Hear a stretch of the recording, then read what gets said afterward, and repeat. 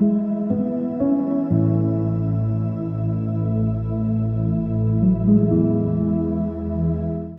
ಕ್ರಿಸ್ತನಲ್ಲಿ ಪ್ರೀತಿಯುಳ್ಳ ದೇವಜನರೇ, ನಿಮ್ಮೆಲ್ಲರನ್ನ ಈ ಪರಿಶುದ್ಧ ಬೆಳಗಿನ ಜಾವದಲ್ಲಿ ತುಂಬ ಹೃದಯದಿಂದ ವಂದಿಸುವನಾಗಿದ್ದೇನೆ.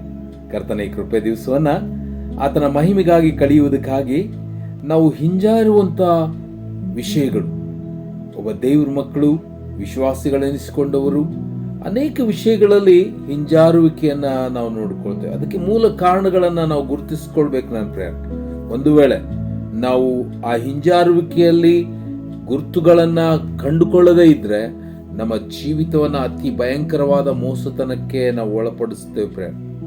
ಅನೇಕ ಜನರನ್ನ ನಾವು ನೋಡುವಾಗ ಅವರು ಮೋಸಕ್ಕೆ ಒಳಗಾಗಿ ತಪ್ಪಾದಂಥ ಹೆಜ್ಜೆಗಳನ್ನಿಟ್ಟು ದೇವರ ವಿರುದ್ಧವಾದಂತಹ ಸಂಗತಿಗಳಿಗೆ ಒಳಗಾಗಿ ಶಾಪಗ್ರಸ್ತರಾಗಿ ಹೋಗಿರುವುದನ್ನು ನಾವು ನೋಡ್ಕೋತೇವೆ. ಒಂದು ಉದಾಹರಣೆಯನ್ನು ನಿಮ್ಮ ಮುಂದೆ ಕೊಡುವುದಕ್ಕೆ ಮನಸ್ಸು ಮಾಡ್ತೇನೆ. ಆದಿಕಾಂಡ 37ನೇ ಅಧ್ಯಾಯದಲ್ಲಿ ಅಲ್ಲಿ ಯೋಸೇಫನ ಅಣ್ಣಂದಿರನ್ನ ನಾವು ನೋಡಿಕೊಳ್ಳಬಹುದು. ಯೋಸೇಫನು ಆಶೀರ್ವದಿಸಲ್ಪಟ್ಟಿರುವಂತ ವ್ಯಕ್ತಿ. ಆತನು ಎಲ್ಲಾ ಕೆಟ್ಟತನಗಳನ್ನೆಲ್ಲ ಆತನು ಬಹಳಷ್ಟು ಲಕ್ಷ್ಯ ಕೊಟ್ಟು ಅವುಗಳನ್ನು ವಿರೋಧಿಸುವುದಕ್ಕೆ ಮನಸ್ಸುಳ್ಳಂತ ವ್ಯಕ್ತಿ. ಆದರೆ ಆತನ ಅಣ್ಣಂದಿರು ಆ ವಿಷಯಗಳನ್ನು, ಕೆಟ್ಟವುಗಳನ್ನು ಮಾಡ್ತಾ ಇರುವಾಗ ಯೋಸೇಫನು ಖಂಡಿಸುವಾಗ ಆತನ ಮೇಲೆ ಹೊಟ್ಟೆ ಕಿಚ್ಚಿಪಟ್ಟರು ಮತ್ತು ಆತನಿಗೆ ದೇವರು ಕೊಟ್ಟಿರುವಂತಹ ಆಶೀರ್ವಾದಗಳನ್ನ ಅವರು ಸಹಿಸಿಕೊಳ್ಳುವುದಕ್ಕೆ ಅವರ ಕಡೆ ಸಾಧ್ಯವಾಗಲಿಲ್ಲ.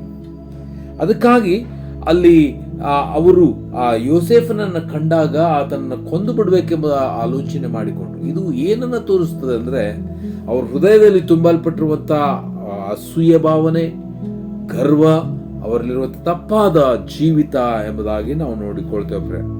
ಯಾರ ಹೃದಯದಲ್ಲಿ ಈ ತಪ್ಪಾದ ಭಾವನೆಗಳು, ತಪ್ಪಾದ ಗರ್ವದ ಸಂಗತಿಗಳು ತುಂಬಲ್ಪಟ್ಟಿರ್ತವೋ ಅವರು ಯಾವಾಗಲೂ ದೇವ್ರ ವಿಷಯಗಳಿಗೆ ಲಕ್ಷ್ಯ ಕೊಡುವುದಕ್ಕಾಗುವುದಿಲ್ಲ. ಅವರು ದೇವರಿಂದ ಹಿಂಜಾರಿದವರಾಗಿರ್ತಾರೆ ಎಂಬುದಾಗಿ ನಾವು ನೋಡ್ಕೋತೇವೆ.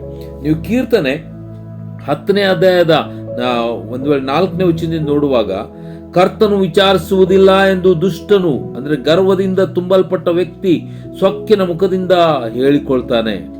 ದೇವರಿಲ್ಲವೆಂಬುದಾಗಿ ಸದಾ ಯೋಚಿಸ್ತಾ ಇರ್ತಾನೆ. ಅವರ ಪ್ರಯತ್ನ ಯಾವಾಗಲೂ ಕೈಗೂಡುತ್ತವೆ. ನಿನ್ನ ನ್ಯಾಯ ತೀರ್ಪು ಮಹೋನ್ನತವಾಗಿದ್ದರಿಂದ ಅವನ ಗ್ರಹಿಕೆಗೆ ಬರುವುದು. ನೋಡ್ರಿ, ದೇವರ ವಿಷಯಗಳನ್ನ ಅರ್ಥ ಮಾಡಿಕೊಳ್ಳುವುದಕ್ಕೂ ಅಸಾಧ್ಯ ಎಂಬುದಾಗಿ ನಾವು ನೋಡ್ಕೋತೇವೆ. ಯಾಕಂದ್ರೆ ಅವನು ದೇವರ ವಿಷಯಗಳನ್ನ ಪೂರ್ಣವಾಗಿ ಹಿಂದಕ್ಕೆ ಹೋದವನಾಗಿರ್ತಾನೆ ಎಂಬುದಾಗಿ ನಾವು ನೋಡ್ಕೊಳ್ತೇವೆ. ಪ್ರಿಯರೇ, ಈ ಕಾರಣ ನಾವು ಬಹಳಷ್ಟು ಎಚ್ಚರಿಕೆಯನ್ನು ವಹಿಸುವ ಮಕ್ಕಳಾಗಿರಬೇಕು. ನಾವು ಯಾವಾಗ ದೇವರ ವಿಷಯಗಳು ನಮ್ಮಲ್ಲಿ ಅಲ್ಪವಾಗುತ್ತಾ ಇರ್ತವೆ ಅಂದಕ್ಕೆ ಕಾರಣ ಏನಂದ್ರೆ ನಮ್ಮ ಹೃದಯದಲ್ಲಿರುವಂತ ಗರ್ವ. ಅಂದ್ರೆ ಅದು ನಾವು ದೇವರ ವಿಷಯಗಳಿಂದ ದೂರ ಹೋಗಿದ್ದೇವೆ, ನಾವು ಹಿಂಜಾರಿದವಂತ ವ್ಯಕ್ತಿಗಳಾಗಿ ಕಂಡು ಬರ್ತಾ ಇದ್ದೇವೆ ಎಂಬುದಾಗಿ ಅದಕ್ಕೆ ಅರ್ಥ. ಪ್ರೇರಣೆ, ಈ ಕೀರ್ತನೆ 73ನೇ ಕೀರ್ತನೆಯಲ್ಲಿ ಆಸಾಫನು ಈ ದುಷ್ಟ ಜನರ ಒಂದು ಪಿಕ್ಚರ್ ಕೊಟ್ಟಿದ್ದಾರೆ.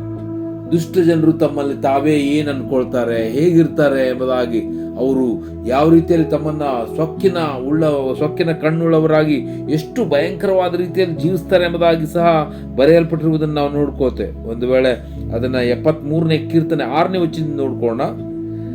ಅವರಿಗೆ ಗರ್ವ ಕಂಠಮಾಲೆಯಾಗಿದೆ, ಬಲಾತ್ಕಾರವು ಉಡುಪಾಗಿದೆ, ಕೊಬ್ಬಿನಿಂದ ಅವರ ಕಣ್ಣುಗಳು ಮೇಲೆ ಅವೆ, ಅವರ ದುಷ್ಕಲ್ಪನೆಗಳು ತುಂಬಿ ತುಳುಕುತ್ತವೆ, ಹಾಸ್ಯ ಮಾಡುವವರಾಗಿ ಕೆಣುಕಿ ವಿಷಯ ಮಾತನಾಡಿಕೊಳ್ಳುತ್ತಾರೆ, ಬಲಾತ್ಕಾರ ನಡೆಸಬೇಕೆಂದು ಹೆಮ್ಮೆ. ನೋಡ್ರಿ, ಅಲ್ಲಿರುವಂತ ಒಂದು ದುರ್ಗುಣಗಳನ್ನ ಎಲ್ಲ ನಾವು ನೋಡಿಕೊಳ್ತೇವೆ.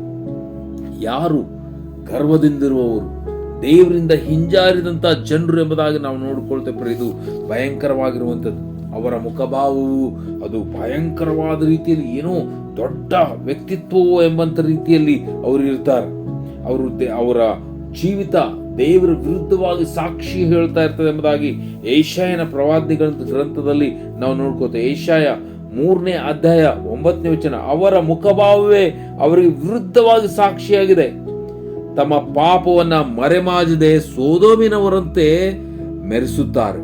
ಅಯ್ಯೋ, ಅವರ ಆತ್ಮದ ಗತಿಯೇ, ತಮಗೆ ತಾವೇ ಕೇಳು ಮಾಡಿಕೊಂಡಿದ್ದಾರೆ.